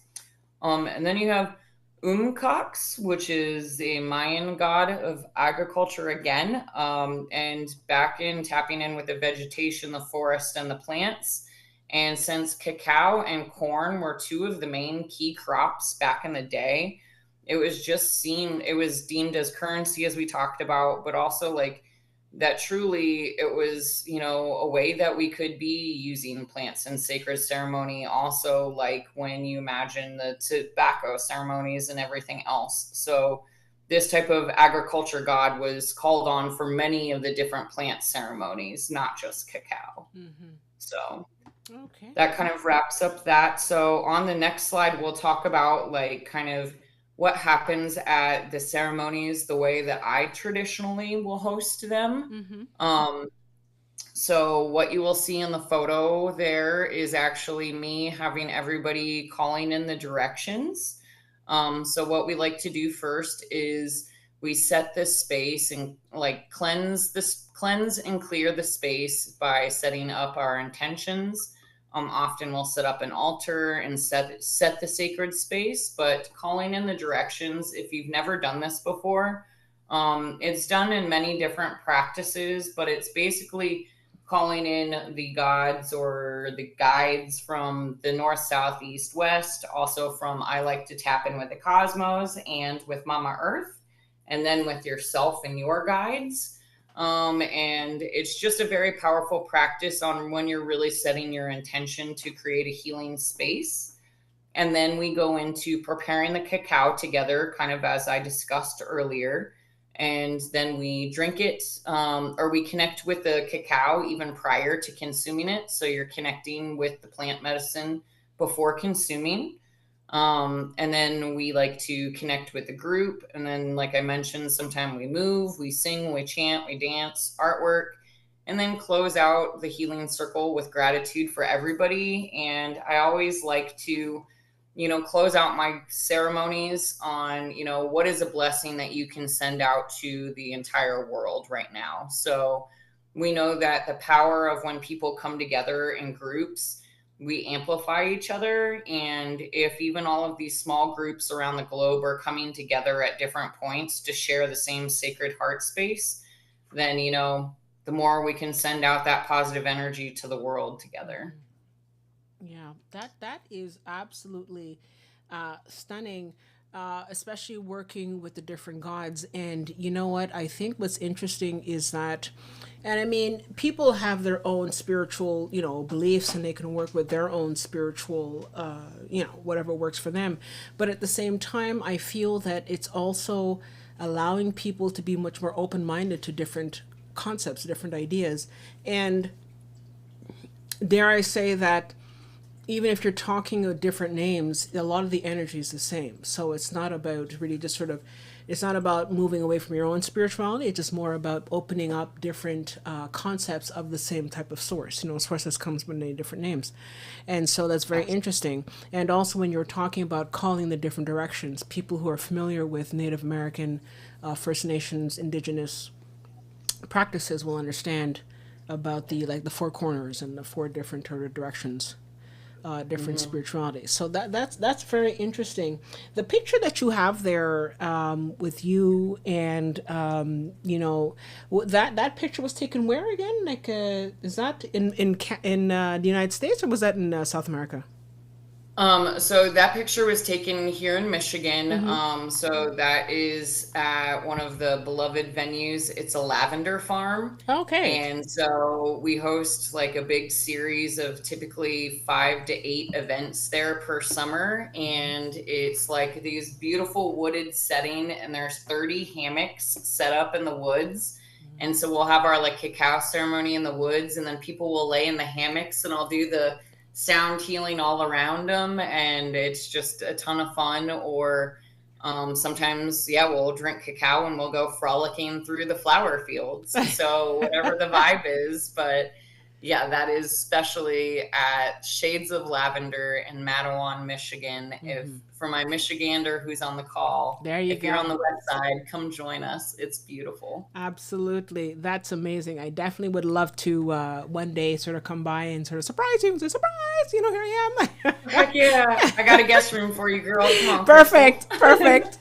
Okay, great. So, moving right along, I know that there are different type of like common tools, instruments that are being used. But before we go to that, I just want to sort of, get in on some of the comments from our members. I have here Kelly says, okay, I'm coming in late. Can we get a cacao ritual kit on her website? So I've sent out an email to everybody. I included the link to Beck's website, where you can click on that link and order your cacao kit. And if I'm not mistaken, that has to be ordered before July 21st so that she has enough time to prepare it and to send it out across the world. So if you guys, I think I have the information in the comments below, but I'll go back and I'll check that, because I think I do, but I'm just going to go check that. But if not, just go to the email that you received. I sent the email out today to everybody, And it does have the Yep, and link. it's on our second, it's like on the Yeah. second to last slide as well. So Yeah. even if you want to screenshot that slide, Yeah. it will have the information. Hmm. But yeah, it's super simple. If you go to my website on the gatherings page and you scroll down to that date, you're going to see the logo for the quantum portals right on there, and it will say Cacao Ceremony Part 2, virtual ceremony, buy your kit here. You just click on the button. You would make your payment. I would receive the email notification, and then I would follow up with you and ask you for your mailing address, and I would double check to make sure if you have any allergies, so that I'm not putting in any allergen ingredients for you. And then I would mail it directly to your home with everything you need minus the plant milk. So the only thing you would have to do before the ceremony is either go out and buy your plant milk of choice, or you could do it with water. But otherwise, you will have all of the ingredients necessary in that kit for our virtual ceremony. Okay, great. And yep, and I'll dive into a tiny bit of extra information about that offering once we're on that final slide here. Okay, in a couple great. slides. And just a couple more comments here. We have Becca B. She says, I'm doing a program at the library where I work this month on the history of chocolate. This is great synchronicity. It's always synchronous. The universe led you here, Becca. So you're here for a reason. No problem. Okay. And let me just see here. Yeah, and Kelly again says, she says, cacao, I once heard a naturopathic doctor say that it's the God's most best plant food to eat. I eat cacao nibs in my yogurt. It's very delicious. Well, cacao nibs, again, the cacao nibs is it's a pure form of chocolate, yeah? Like it's obviously it's not the paste, but it's more pure. There's no garbage in it, no? If I understand Typically, correctly? when it's in nibs form, that means that it was done from the traditional, just the pods broken down into the paste, and then it's broken down into what's called nibs. Oh, okay. So that is it's like the purest form that you can get. Oh, really? So that is. Okay, wow. That's pretty interesting. I didn't realize that. Yeah. I've mixed it in with yogurt before. I'm not really a coffee drinker, but I know a lot of people who will mix it in with their coffee. I'll mix it in with my fruit smoothies. So again, like I said, back to that fondue comment earlier, chocolate and fruit, bring it on. So yeah, I'll throw in a couple tablespoons into my smoothies sometimes. But yeah, it's wonderful. Yeah, I love we'll definitely put you right there next to the chocolate fountain. Don't worry, Beck. Yeah. Okay, so obviously when we're doing the ceremony, there are different. Like you already showed us a picture before about the cups, and you had like the cocoa there, but there are definitely some accoutrements and some tools that are needed. So in this next slide, can you give us a little bit more information about the tools that are used in this cacao ceremony?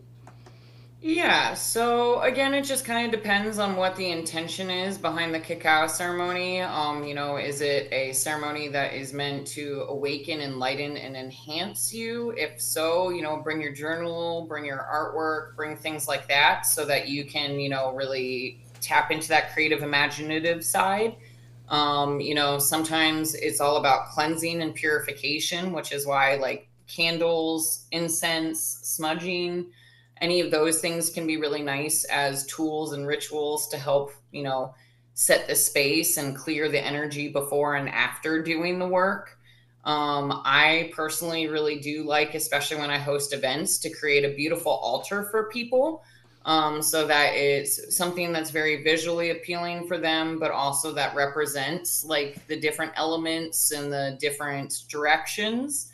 But whatever altar items call to you, by all means, it can just be a pile of your favorite pretty things, and that's perfect. Or you could put a picture of your divine inner child, of yourself at age 4 or 5 on there, and honor yourself, whatever it might be. But, setting an altar has a lot more power behind it than a lot of people give it credit for.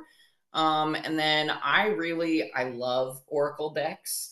I think I own maybe 15 or 16 at this point. And I keep getting gifted more, and I'm not complaining.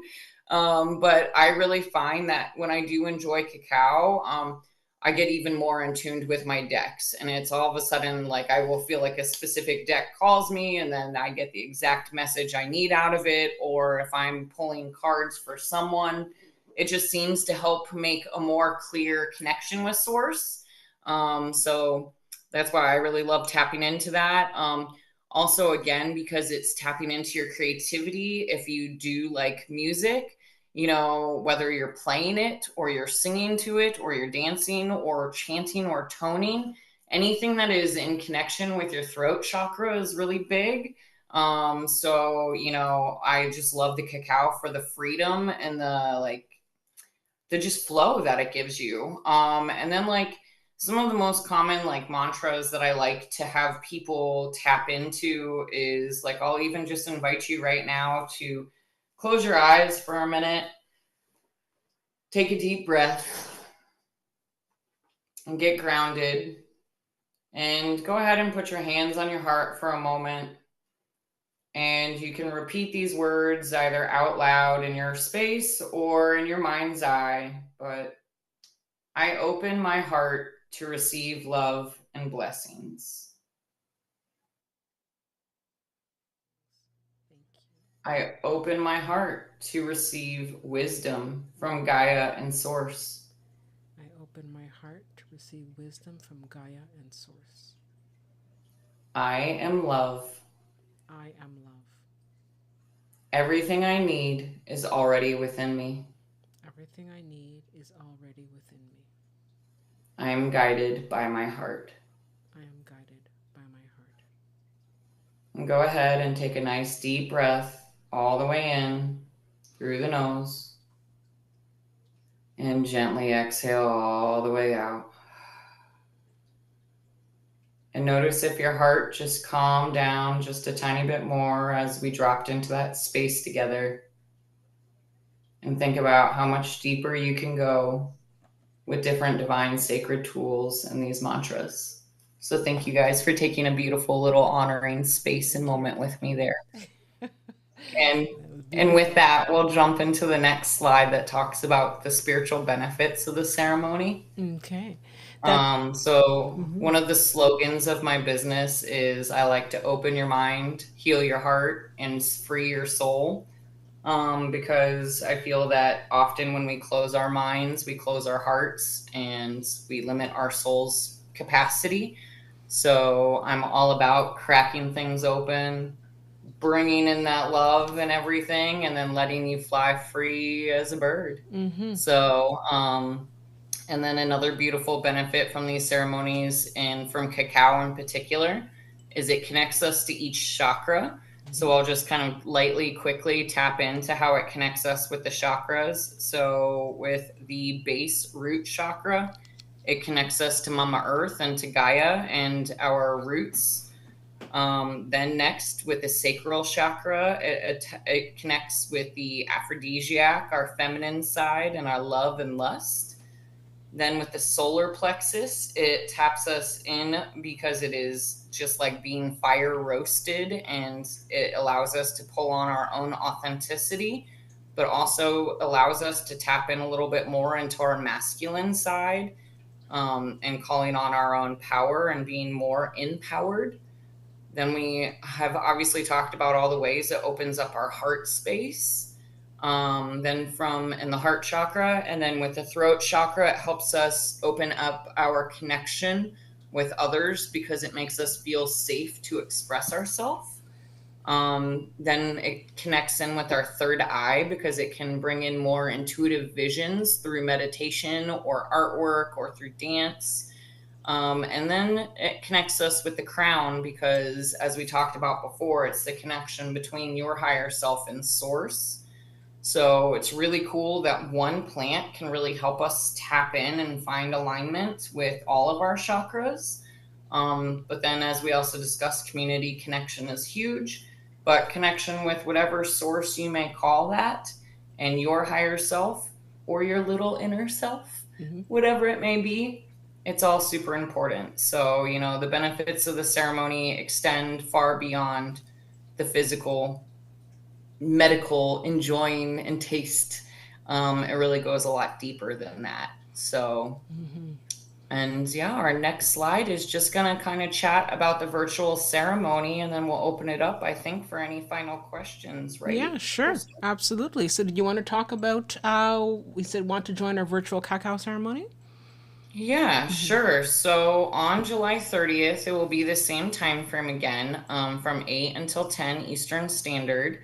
And what's going to happen is if you go to my website, Vibrational Transcendance /gatherings, you will see that there's a discounted payment button under the information for July 30th gathering. So what you need to do is you would just go on there, you would order your kit in advance. The deadline is July 21st by 8 p.m. That gives me time to make sure I can ship it to you wherever you are in the world. This is normally $100 for the 2 hours, and it's normally one-on-one. So I've discounted it down to $75 for this special group. But also a bonus that I will be doing for everybody is I will also have it so everybody can schedule their own one-on-one, so we can have a fun little mini, whether it's an oracle reading or just a fun little chat and consultation, with each person who signs up for this virtual ceremony as well, just so that I have the opportunity to have a nice little one-on-one connection with each of you beyond the virtual ceremony, so that you feel that you are getting the most for your money on this. And then what all comes in the kit is going to be all of the ingredients based on the recipe that I choose for our ceremony that day, and also tools that will be included, a little mini journal, and a small gift from me. The only things that you will need to provide will be your own mug, obviously, a drinking vessel, and your plant milk of choice. Otherwise, everything else will be in there, and there'll be a little couple informational, like note cards. It's a complete little kit with lots of stuff for you. Oh, that's great. That's perfect. That's Yeah. excellent. So, I'm definitely going to be getting my kit. I know I'm going to be getting my kit later today. And so, this sounds like a lot of fun. And I also like the spiritual aspect of it, of working with you spiritually. And so I really, really enjoy that. So I really encourage everybody, if you want to take part in this ceremony, which we will be doing on July 31st live. So we will be live doing this presentation. Get your kits so that we can all do it together. And we can then talk about how I think Beck and I are going to figure out how to sort of, technologically get a chance to get together with everyone either on a separate Zoom call or something so that people can have a one-on-one. So we'll work on that. We'll get back to you on that one. But I do have some comments from folks here. I have Francesco. Hi, Francesco. I always love my messages from Francesco. And he says, does your ritual focus on the psychodynamic energy development? Did you want to I don't know if that sort of, he says, yeah, does your ritual focus on the psychodynamic energy development? So I guess when you're doing the ceremony, there's obviously going to be a spiritual component, but it also, if I understand correctly, because I know that we in one of the slides you're looking at the different chakras. So it's just sort of like in a way, in some ways, sort of raising the kundalini in some ways, like raising the kundalini up through the chakras.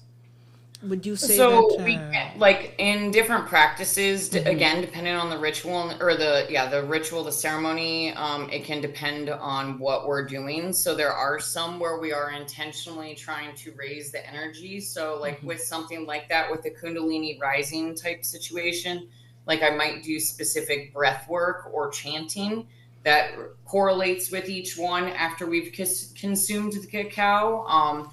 Sometimes we'll just solely only focus on the heart, and we'll just do different heart-based activities or tapping or different things like that. So again, every ceremony is so uniquely different depending on the different energetics and intention behind it. But like if somebody wanted a one-on-one that was only focused on the like Kundalini rising, that is something that we could absolutely focus on. Yeah. So that tends to be for a lot more of my fellow advanced friends. Not everybody who finds me is that far down their spiritual journey at this point. But you know, for those who are, game on, let's dive off the deep end together. I'm all about it. Okay, perfect. Perfect. And I actually had a quick question, one of my own personal questions. I like really working with crystals and stones. Yes. I'm not sure if I saw it in the slides, but do you work with certain crystals, or are there certain crystals or stones that are energetically, how should I say, better connected to work with in terms of the cacao ceremony? I'm not sure if you'd mentioned anything about that. So I didn't mention any specific crystals. You know, what really immediately comes to mind is like crystals that are associated with the heart chakra. So like your rose quartz, rhodochrosite, emeralds, even jade, adventurine. Those are the ones that immediately come to me when I'm thinking about heart chakra and heart space. I know that like when I'm doing Reiki with clients, I actually do use a lot of crystals with them as well if they're open minded to it. I've even done cacao and crystal grid readings with people where I've had people like build out their own crystal grids intuitively. And then, like, after they've consumed cacao, and then we go back and then we read all of the messages behind all of the different stones that they've chosen on their crystal grid. So you know, I do love crystals and the power behind them. And like, but there's not any that I have ever specifically associated with cacao ceremonies specifically, but there are a lot that I associate with the heart center and the heart chakra. Okay, cool. And I do have some couple other comments here. From Becca. Hi, Becca. Thank you for mentioning the cacao nibs. I was wondering about those too. Yeah, I was wondering about the cacao nibs because I can mean, like again, if you're not gonna buy the bar and I mean, obviously tonight and going forward, we have a beautiful connection with Becca, with Beck, who can give, sorry, Becca, Beck, who You're can good. give us, sorry, who can provide us with cacao moving forward. So I really am glad that we met you because you can provide us with a good resource for that so we can order our cacao from yourself. But yeah, so the cocoa nibs, like you said, is one of the more pure forms, I think, right? If I understood correctly? It typically is, yes. Yeah. Okay, great. And I have another comment here from Kelly. Can we set our own intentions during the ceremony? Absolutely. Yeah. 110%. You know, I will always often like suggest certain intentions, but I will also preface it with, you know, you can take this or leave it. If this resonates, beautiful, keep it. If it doesn't, or you have something that you would like to call in, please by all means let this be your time, your space. It's a lot, like, I know I take it back to yoga again, but when you're on your mat, you do what's best for you. And you know, whatever modification you feel you need to do in a ceremony to make it more personal, by all means, please do. Okay, great. And I And think that, especially on oh, one-on-ones, that's why it's really fun, because like that's when I can really cater it more one-on-one to what somebody is specifically wanting to do. And if they were to inform me of like what they might want to focus on and work on, for to get back in balance and alignment, okay. then you know, I could choose like, hey, we're going to listen to this song and it's going to be followed by this breath work, and then it will be followed by this. And so like calling in, creating a different script or session, if you will, for each individual is very different than creating it in a group experience. I see. Yeah, that would make sense because then you can, like you said, make it tailor made for people, and Absolutely. and I have here Kelly mentioned. What about Labradorite? Since it's a bit more spiritual, I work with Labradorite actually, and I really like that stone. It really sort of opens you up, and it's very much a Mm-hmm. stone for working with the higher self. So I definitely would recommend Labradorite and any kind of Same. work you're doing. You know. I was gonna say, yeah, Labradorite, I absolutely love it. I have a piece of it in my truck at all times. I have it all over. It's in all my plants. And a Labradorite, the big thing that always calls to me on that is specifically third eye and crown chakra. So yeah, just tapping in, like you said, with those higher chakras for sure. Yeah, and before we go, I just wanted to just sort of like close out with your last slide here, and want to just show everybody the website. So if they want to see the website, then the website is there: www.vibrationaltranscenddance.com. So you can get in touch with Beck there, and a lovely picture of her there smiling. And and if you have any questions, you can contact her on her website. But I also have another question as well. Okay. And the question is, sometimes when you're working with plants or plant medicine, there has been this thing, especially when you do, let's say, higher levels of plant medicine like ayahuasca or different types of plant medicine, you can communicate directly with the plant. The plant will actually talk with you and communicate when you're at a higher level of awareness. And so obviously this is not ayahuasca, but like, I mean, working with cacao, can you have a, especially with your plant, like you have a little plant that you showed us a moment ago, can you have a, how should I say, a communication with the plant? And does it help you to, I don't know, open up Yeah. or help you to see certain things, like what, because obviously when you do the cacao ceremony, it's already in its form, and it's not alive, as well, not in a traditional sense in terms of a plant, but the energy is still there. What kind of Sure. communications can you have at that level then?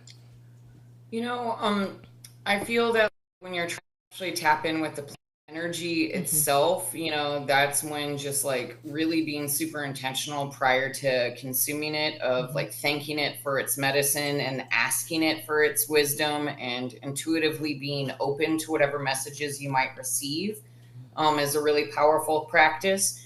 But I can say that, like when I did my 30 days straight of cacao ceremonies every single day for myself, I didn't want to stop. I think I made it to like day 33 or 34 before I missed one single day. And then I still kept it up pretty consistent for a while. Um, because it was so beautiful, and like I just felt the more I did it as part of a morning practice and a morning ritual for myself, it felt like my spirit time. It felt like my time to receive downloads. It felt like time to just open me up, and that I knew that that was my secret window of like continuous flow before I let the rest of my 9 to 5 hustle and everything else creep in.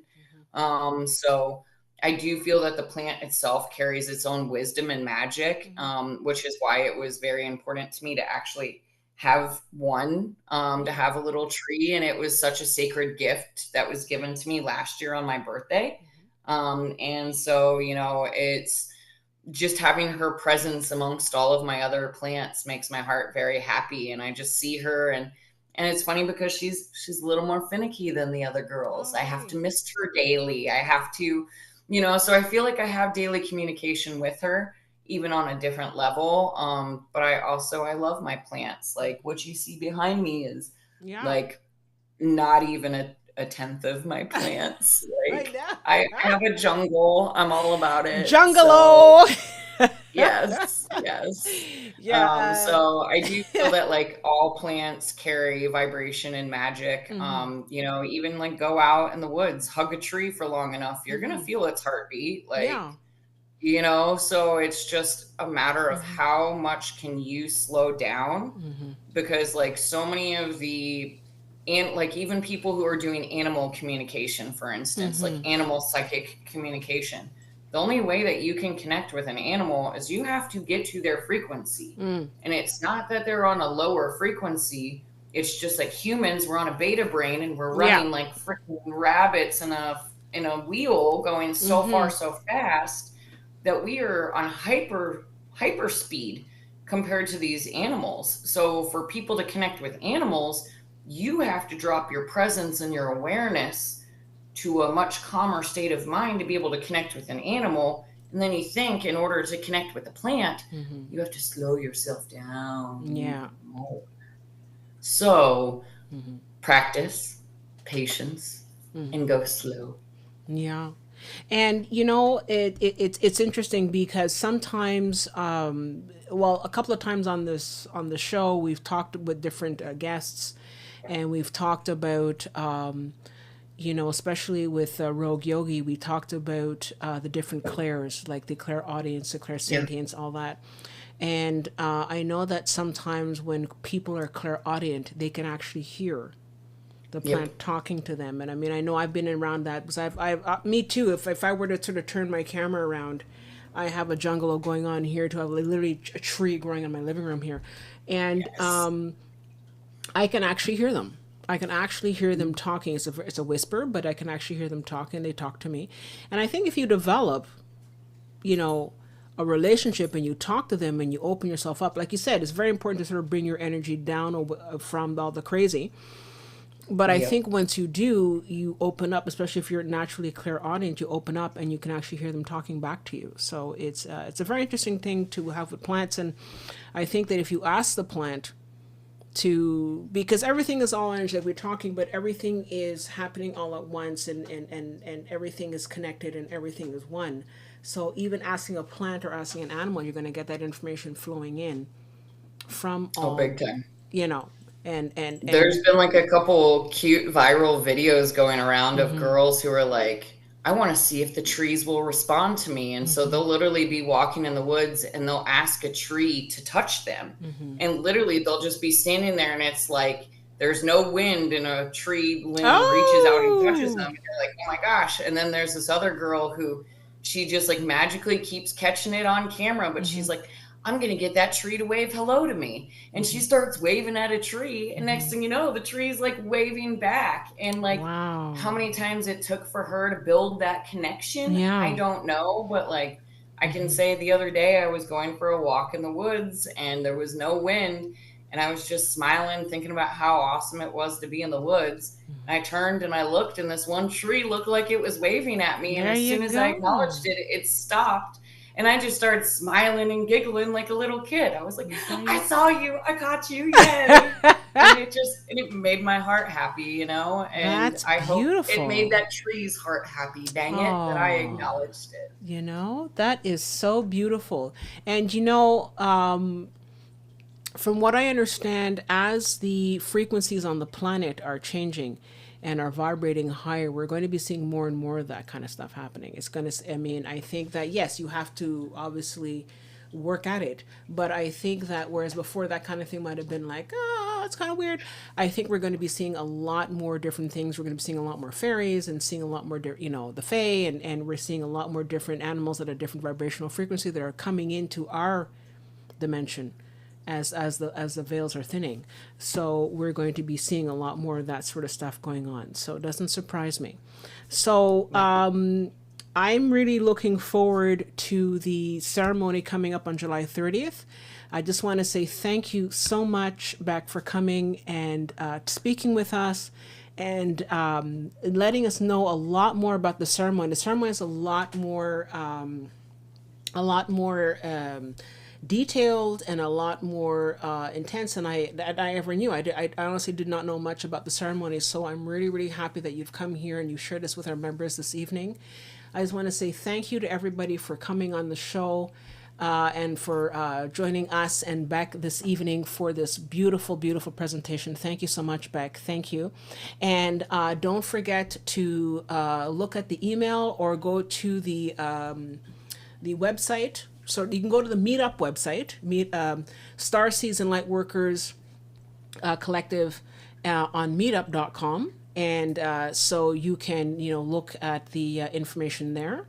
Or you can look below. Again, I'm going to sort of just make sure that I have all the information below, and you can also look at the emails that you get.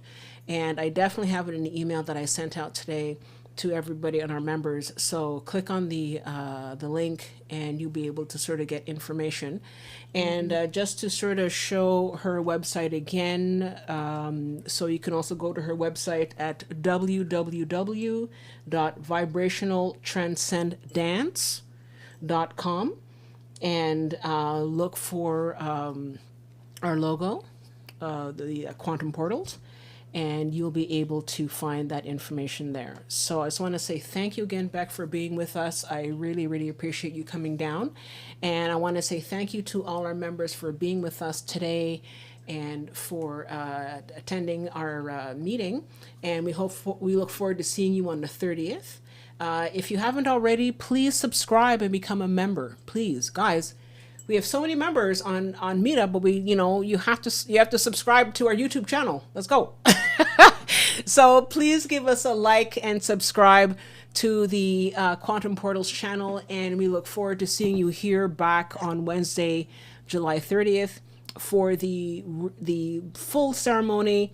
We're going to be doing it live. We're going to be doing it with Beck. We're going to have our kits, and I think what I'll try to do is I will try to film from our kitchen here or from the balcony or something like that. We'll figure it out, but I will be also taking part in the ceremony as well. So we'll be doing that together. So I look forward to seeing you then. Thank you again, Beck, for being with us. You are an absolute treasure and a real diamond. Thank you so much for being with us, and we look forward to seeing you on the 30th. So without any further ado, thank you so much, guys, for being with us tonight.